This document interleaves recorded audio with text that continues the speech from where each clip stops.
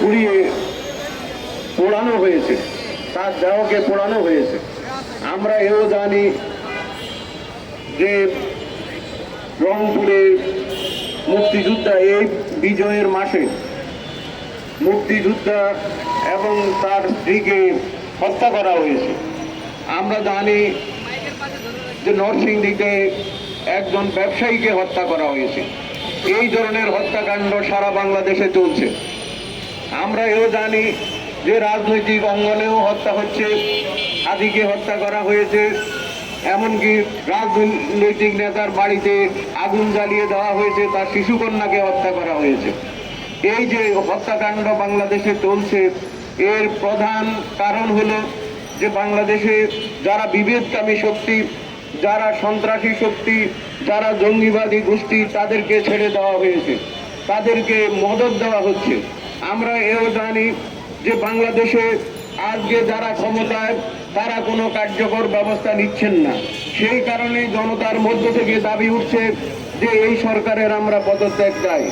আমরা এও জানি এই ডিসেম্বর মাসে আমরা জানি যে আমাদের বিজয়ের মাস, এবং ৭১ সালে সেই দিন আমরা যুদ্ধে, সর্বাত্মক যুদ্ধে পাকিস্তানিকে পরাজিত করেছিলাম এবং আমরা বিশ্ববাসী সমর্থন পেয়েছি, আমরা ভারতের সমর্থন পেয়েছি। কিন্তু আজকের এই বাংলাদেশে আমরা দেখতে পাই যে প্রচার মাধ্যমের উপরে শুধু হামলা নয়, তাদের অফিসও, প্রথম আলো এবং ডেইলি স্টারের অফিসও জ্বালিয়ে দেওয়া হয়েছে। আমরা জানি যে সাংস্কৃতিক অঙ্গন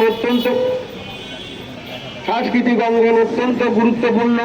সেখানেও আমরা দেখতে পাই যে ছায়ানটের বিল্ডিং, সেখানেও আগুন দেওয়া হয়েছে, উদিচির অফিসে হামলা হয়েছে।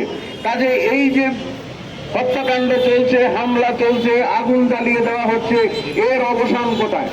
এর অবসানের জন্য আসুন আমরা সবাই মিলে ঐক্যবদ্ধ হই। এর অবসানের জন্য আমরা আসুন সবাই মিলে সংঘবদ্ধ হই। মুসলমান, হিন্দু, বৌদ্ধ, খ্রিস্টান, যেভাবে আমরা ৭১-এর মুক্তিযুদ্ধে লক্ষ লক্ষ প্রাণের বিনিময়ে আমরা পাকিস্তানকে পরাজিত করেছি, সেই মূল্যবোধকে ধারণ করে ধর্মনিরপেক্ষ গণতান্ত্রিক রাষ্ট্র ব্যবস্থার জন্য আমরা লড়াই করেছি, রক্ত দিয়েছি এবং ৯০-২৪০০ প্রতিটি গণ আন্দোলনের প্রত্যাশাও তাই। কিন্তু আমরা আজকে দেখতে পাই সেই ব্যাপারে সরকার কোনো কার্যকর ব্যবস্থা নিচ্ছে না। জুলাই সনদের নামে এক ধরনের বিভেদ এবং অনৈক্য সৃষ্টি করা হয়েছে।